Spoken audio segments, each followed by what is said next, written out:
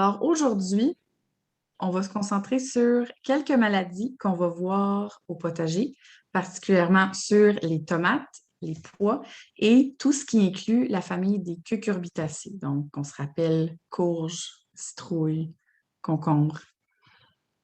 Allons-y. Alors, on va voir en premier le mildiou de la tomate. Alors, vous allez voir possiblement sur vos feuilles des taches brunes, plutôt verdâtres, mais il y a définitivement du brun, là, comme on peut voir ici, sur les feuilles du bas. Et puis, il va y avoir comme un petit duvet blanc sous les feuilles malades. Donc, vous pouvez retourner une feuille puis regarder, ça va être blanchâtre en dessous de vos feuilles. Et sur les fruits, vous pouvez aussi voir des taches brunes apparaître ici et là. Donc, vous pouvez voir qu'éventuellement, la tache brune, elle s'étend tellement que le fruit aussi peut pourrir. Alors, dans les images, ici, on peut voir qu'il y a des feuilles toutes mortes. Oups. Vous pouvez voir sur les feuilles ici qui sont comme un peu mortes là, puis il y a du brun définitivement sur les fruits et des taches définitivement sur les feuilles. Et c'est causé par un champignon. Donc, c'est une maladie fongique. Et d'où là son nom mildew. Vous allez voir aujourd'hui, c'est assez redondant. C'est vraiment tout causé par un certain champignon. Et donc, comment est-ce que ça arrive? Bien, la période à risque, c'est le mois d'août parce que l'humidité est de plus de 90 %. Les nuits sont fraîches, les journées sont chaudes, puis l'écart de température crée l'environnement parfait pour que ce champignon-là pousse. Puis on l'a vu dernièrement en août, là, les nuits sont vraiment fraîches, n'est-ce pas? Puis le jour est pas mal chaud. Donc, c'est vraiment le climat parfait. Donc, qu'est-ce qu'on fait? Quand on voit que le bas de nos plants, les feuilles commencent à être malades, bien, on va couper les feuilles qui sont le plus atteintes. En fait, on essaie de tout enlever ce qui est malade, puis le plus tôt possible. Donc, détail important, votre petit sécateur ou l'outil de coupe que vous utilisez pour enlever ces tiges et feuilles malades-là, bien, il faudrait le nettoyer avec de l'alcool à friction entre chaque coupe parce que vous ne voulez pas comme répandre votre champignon avec votre outil. Alors, il est recommandé d'utiliser de l'alcool à friction puis bien le nettoyer. Et il y a des solutions de cuivre que vous pouvez utiliser. Donc, c'est un mélange à base de cuivre qui peut aider à ralentir la maladie, mais malheureusement, on ne peut pas l'arrêter complètement. Une fois que c'est parti, on peut juste essayer de la contrôler un peu. Donc, c'est des choses qui s'achètent en centre-jardin, mais il y a des petites solutions maison aussi. On va le voir dans les prochaines diapositives. Alors, si vous avez essayé de couper les feuilles malades et que vous avez utilisé différents trucs, par exemple une solution, un mélange de cuivre, eh bien, c'est possible que vous voyez continuer la maladie puis ça s'empire. Eh bien, alors là, vous allez être rendu à cueillir toutes les tomates, même celles qui sont vertes. On peut rapidement augmenter la capacité à mûrir en les mettant dans du papier journal. Donc, ça, c'est un truc qui est partagé. Souvent, on va le mettre sur le comptoir aussi, mais c'est ceux qui sont très vertes, on doit aussi les cueillir parce qu'éventuellement, le plant, si la maladie continue, le plant va mourir. Les fruits vont pourrir, puis c'est ça qu'on veut manger. Alors, une fois qu'on a tout cueilli, nos tomates, on détruit le plant. Puis, on ne le met surtout pas au compost parce que il y a une maladie dans ce plant. C'est ce champignon qu'on veut arrêter de se propager. Donc, on ne le composte pas, nos débris pour ce plant-là. On le détruit. Puis, on fait une rotation de culture. Alors, les tomates sont des choses très, très gourmandes. Puis, on peut mettre après quelque chose de moins gourmand parce que notre tomate qui aura poussé aura bien manger, aspirer les nutriments qui sont dans la terre. Mais maintenant, lorsqu'on enlève nos tomates à la fin de la saison, ou dans le cas qu'on a eu une maladie et on a dû arracher un peu plus tôt, eh bien, on peut faire une rotation de culture avec quelque chose comme des pois, par exemple. C'est quelque chose qui est peu gourmand, puis on se rappelle, ça prend l'azote qu'il y a dans l'air, puis ça le met dans le sol. Alors, c'est une super belle façon de remettre des nutriments dans votre sol après avoir eu des légumes très gourmands comme les tomates. Donc, il est suggéré de mettre des haricots. C'est une bonne idée. Puis, le mildiou est, comme je l'avais mentionné, vraiment difficile à concentrer. Donc, c'est à contrôler. Donc, c'est mieux de juste essayer d'empêcher son apparition. Et donc, on peut avoir des traitements préventifs. Alors, Mélanie Grégoire, elle suggère cette recette-là. Et puis, c'est quand même bien connu pour bien fonctionner. Alors, ce que vous pouvez faire, c'est l'arroser au pied de vos tomates. Non, pardon. C'est l'arroser avec un vaporisateur. Donc, ce traitement préventif-là, c'est 5 grammes de bicarbonate de soude par chaque litre d'eau. Alors, on connaît bien le bicarbonate de soude. Sinon, une autre recette, c'est du lait. Donc, 1 part de lait pour 10 parts d'eau. Puis, ça, c'est quelque chose qu'on peut vaporiser sur les feuilles le matin seulement, parce qu'on ne veut pas brûler, mettons, à midi, on arrose nos feuilles. On veut éviter ça. Mais pour éviter l'apparition de cette maladie-là, il est important d'arroser au pied de vos tomates. C'est ça. Donc, lorsque vous arrosez vos tomates, vous voulez bien que la terre soit humide et tout ça, mais il faut éviter d'arroser les feuilles parce que le soleil ne peut pas tout sécher, puis ça va contribuer à créer de l'humidité autour de votre plant, puis possiblement que une maladie fongique dirait « Wow, ça c'est vraiment le parfait environnement pour moi ». Alors, un autre truc aussi, c'est de s'assurer qu'il y a assez d'espace entre nos plants. Sinon, l'air ne circule pas. Ça ne peut pas bien autant sécher. Donc, l'humidité est prise entre vos plants et c'est possible que vous voyez des maladies fongiques apparaître. Donc, il est conseillé de faire ce traitement préventif-là, celui qu'on asperge. Là. On peut le faire pour s'assurer que la maladie n'arrive pas. Mais arroser et bien espacé, c'est déjà une bonne arme contre cette maladie-là. Et maintenant, l'anthracnose, c'est une autre maladie de la tomate. Puis vous allez voir un peu comme sur l'image, ce sont des petits trous, donc on va dire des cratères, là, vraiment un trou rond, brun. Puis éventuellement, le trou va être tellement gros que ça va entraîner la pourriture complète du fruit. On voit ici, c'est pas très joli, là.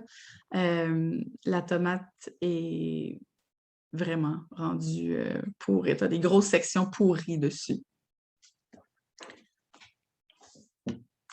Alors, allons-y pour l'anthracnose. Donc, pour cette maladie-ci, c'est plusieurs espèces de champignons qui causent cette maladie-là. Donc, la période à risque, c'est le mois d'août.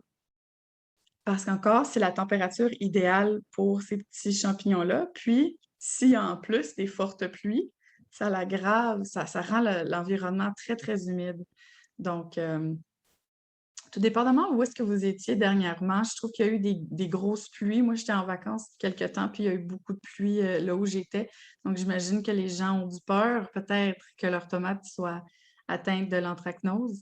Mais on le voit dernièrement avec les chaleurs, puis le froid la nuit, ça cause des maladies comme ça. Donc, c'est souvent à ce mois-ci qu'on va les voir apparaître.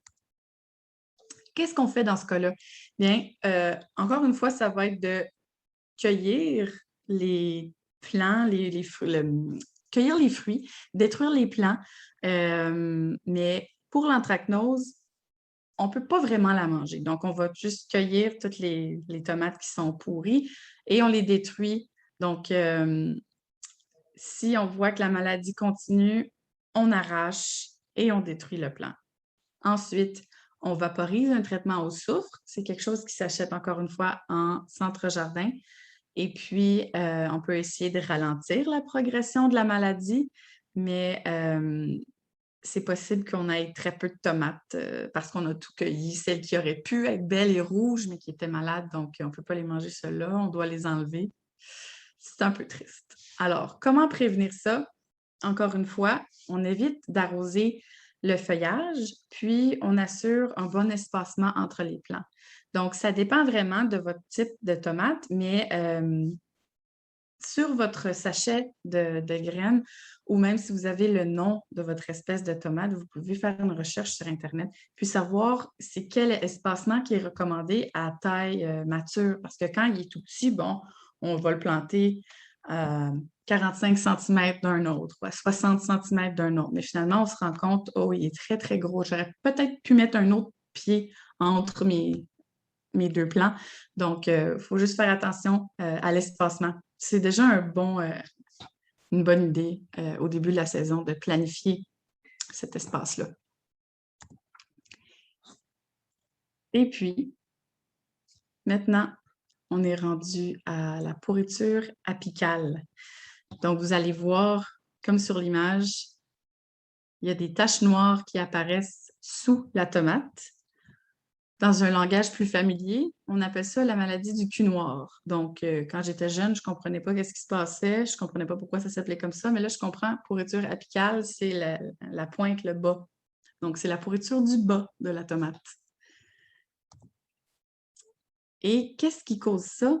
Bien, c'est un manque de calcium. Puis, c'est que possiblement, l'arrosage a été irrégulier. Donc, s'il y a eu un petit peu une sécheresse, puis là, beaucoup d'eau, puis là, si vous avez oublié d'arroser, puis là... Donc, c'est vraiment une question d'arrosage parce que le système racinaire a besoin d'un bon environnement bien humide. Puis, si l'arrosage est irrégulier, c'est possible que ça apporte un petit peu de dommages au système de racines qui ensuite aura de la difficulté à aller chercher le calcium. Ou si c'est trop sec, aller chercher la nourriture, c'est difficile. Alors vraiment, c'est une question de manque de calcium pour cette maladie-là. Puis, la période à risque, c'est fin juillet. Donc, on y pense fin juillet jusqu'en août, puis ça peut durer jusqu'en août si on ne fait rien. Alors, quand on est à la fin juillet, c'est bien de regarder qu'est-ce qui se passe avec nos fruits. De garder l'œil ouvert, voir si on a des taches noires qui apparaissent. Puis si on n'essaie pas de stabiliser l'arrosage ou apporter du calcium, c'est possible que ça continue dans tout le plant puis d'autres fruits soient affectés. Qu'est-ce qu'on fait? Eh bien, on va jeter toutes les tomates infectées. Il y a certaines personnes qui voient un peu de pourriture puis coupent le bas, mais mangent le reste. C'est vraiment à votre discrétion. Moi, je n'ai pas vu de contre-indication de ne pas manger ce fruit-là, mais certains vont le manger quand même. À vous de décider. Par la suite, on va ajouter un engrais fort en calcium parce que c'est exactement ça qui manque pour votre plant. Alors, un remède maison existe. Il y a de la chaux qui est éteinte et sinon du lait. On peut mettre 1 litre pour 10 litres. Alors, si vous avez beaucoup de tomates à arroser, c'est une bonne recette, là. De la cendre de bois, des coquilles d'œufs broyées, c'est aussi une option. Ou de l'itotane. C'est un produit que je ne connais pas parce que je suis une apprentie jardinière, mais j'imagine que c'est quelque chose qui se prend en centre-jardin. Mais c'est le fun de pouvoir faire des recettes maison. Donc, les coquilles d'œufs sont connues pour cela. Ou le mélange de lait, là. Donc 1 litre de lait puis 10 litres d'eau. Ensuite, on peut ajouter du paillis. Donc, ça, c'est quelque chose qui va aider à conserver l'humidité dans le sol. Et quatrièmement, bien, il faut essayer d'arroser régulièrement, puis surtout éviter que ça sèche, parce que quand c'est sec, c'est difficile pour les racines d'aller chercher les nutriments qu'ils ont besoin, comme le calcium. Et maintenant, l'oïdium de la tomate. Comme vous pouvez voir ici, ce sont des taches poudreuses blanches sur les feuilles, mais c'est vraiment une poudre un peu partout. Et puis, c'est une partie, la partie que vous allez voir qui est infectée va brunir et va mourir. Donc, le plant au complet ne va pas être sacrifié, mais parce que ce n'est pas une maladie mortelle dramatique, c'est juste que c'est possible que votre plant produise moins de tomates.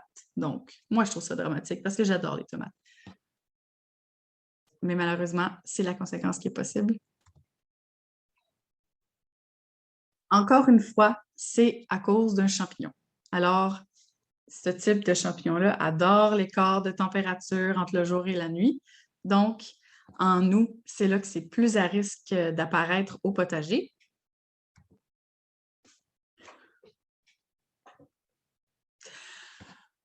Et qu'est-ce qu'on fait à partir du moment qu'on voit la maladie arriver, une poudre blanche sur nos feuilles?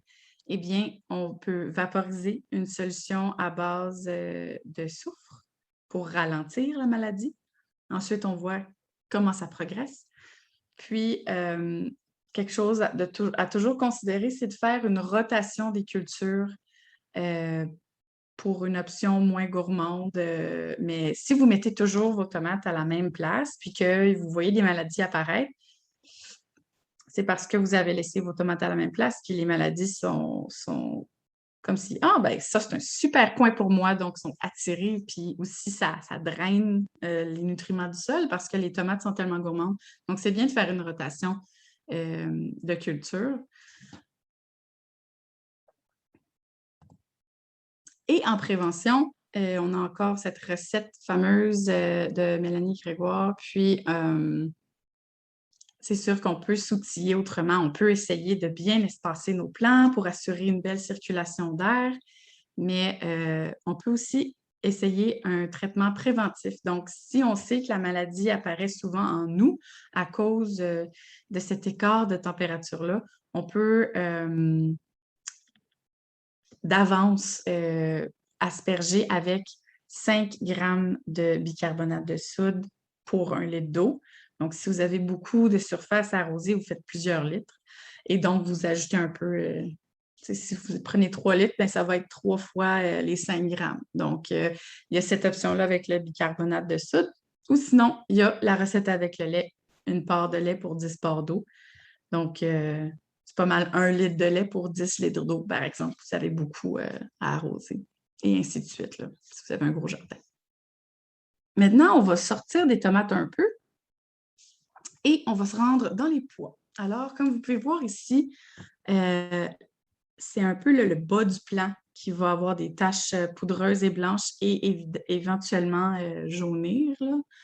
Donc, c'est très blanchâtre. C'est dès que vous voyez du blanc apparaître sur vos pois, c'est signe qu'il y a quelque chose qui se passe. Et c'est encore cette fameuse maladie fongique causée par l'écart de température. Et donc, c'est une maladie quand même d'été. Hein? Donc, c'est cette chaleur qui va apporter le climat parfait pour que ce petit champignon-là prolifère sur vos feuilles. Donc, il va apparaître en fin juillet, celui-là, un petit peu avant août. Alors, qu'est-ce qu'on fait lorsqu'on voit ça arriver? Eh bien, on ne fait rien. Il est recommandé de tout simplement les cueillir parce que selon le moment que vous avez mis votre haricot, votre pois en terre, pardon, eh bien, ça va faire qu'il va arriver prêt. Les fruits sont déjà là, les cosses sont là. Alors, on va juste cueillir pour manger parce que les cosses sont encore mangeables, même si les feuilles sont atteintes. Donc, on mange les pois et puis on arrache bientôt de toute façon. Donc, ça ne sert à rien de se mettre à dépenser ou essayer de trouver des remèdes pour arrêter ça. On va juste l'arracher quand on nettoie le jardin et c'est tout. Parce que les fruits sont arrivés et le cycle est terminé. Donc, c'est pas trop pire. Si vous voyez cette blancheur-là sur vos pois, ne vous inquiétez pas trop. Vous pouvez quand même manger les pois qui sont produits.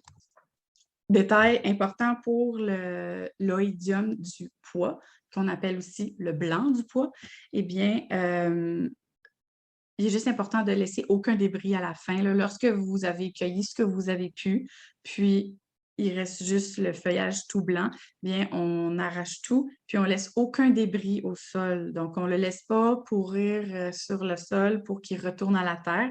Quand c'est des branches en santé, c'est correct. Quand c'est des tiges sans maladie, c'est correct, mais si vous avez une maladie comme ça, une maladie fongique, c'est important de ne pas le laisser au sol. Et puis, encore une fois, on fait une rotation de culture. Donc, on met quelque chose de différent dans le sol. Puis, il nous reste encore du temps pour semer des choses. Donc, vous pourriez faire des cultures fin août, début septembre. Puis, à l'automne, vous allez être capable quand même de récolter des belles choses. Et donc, maintenant, on est rendu à parler de l'oïdium des cucurbitacées. Alors, on se rappelle, les cucurbitacées, c'est toute la famille des courges et compagnie. Alors, voici les cultures à risque. On a les cornichons, les melons, concombres, courgettes, citrouilles. Et on a ici le giromon. C'est un légume que je n'avais jamais vu. On dirait 2 citrouilles en une. Donc, j'espère un jour vous aurez goûté. Mais ce sont les cultures à risque de la maladie de l'oïdium des cucurbitacées. Et puis, ici, on voit le pâtisson. Donc, je ne sais pas si vous voyez dans le coin en bas, ça a l'air comme une petite... Moi, je trouve que ça a l'air des petites soucoupes volantes. Là. Je les trouve vraiment mignons. J'en ai dans mon jardin cette année. Donc, j'ai hâte de voir qu'est-ce que ça va donner comme goût. Mais ils n'ont pas l'air malades pour l'instant. On garde les doigts croisés. Maintenant, vous allez voir sur vos courges et compagnie là, de la poudre blanche sur les feuilles du bas. Puis, éventuellement, ces feuilles-là vont jaunir, sécher et même tout le plant pourrait mourir. Donc, quand on voit ça arriver, quand on voit du blanc arriver sur nos plants de courgettes ou nos concombres, par exemple, il faut agir assez vite. Donc, qu'est-ce qu'on fait? Bien, un peu comme j'ai mentionné plus tôt pour une autre maladie, c'est qu'on coupe toutes les feuilles atteintes le plus tôt possible pour éviter que ça se répande. Et puis, on nettoie le sécateur entre chaque fois qu'on coupe pour éviter de promener ça, cette affaire-là. Puis, c'est de l'alcool à friction. Et ensuite, on peut utiliser une solution de soufre pour aider à ralentir la maladie. Puis, une fois que la saison est terminée, bien, il va falloir faire une rotation de culture. Donc, ne remettez pas, par exemple, une courge à la même place. Ce serait une bonne idée de mettre d'autres choses. Qu'est-ce qui cause l'oïdium des cucurbitacées? C'est encore une maladie fongique, je vous laisse deviner, mais voilà, c'est parce qu'en août, surtout, la terre est sèche, les nuits sont fraîches, puis les jours sont chauds. C'est encore cet écart de température qui va créer l'environnement parfait pour cette maladie. Puis, on peut prévenir l'apparition de cette maladie-là en vaporisant le matin un de ces deux recettes. Donc, on a encore le bicarbonate de soude ou le lait. Puis, je répète que c'est important de le faire le matin. Puis, le midi, c'est que ça pourrait brûler les feuilles ou vous voulez donner le temps que ça sèche aussi sur votre plant.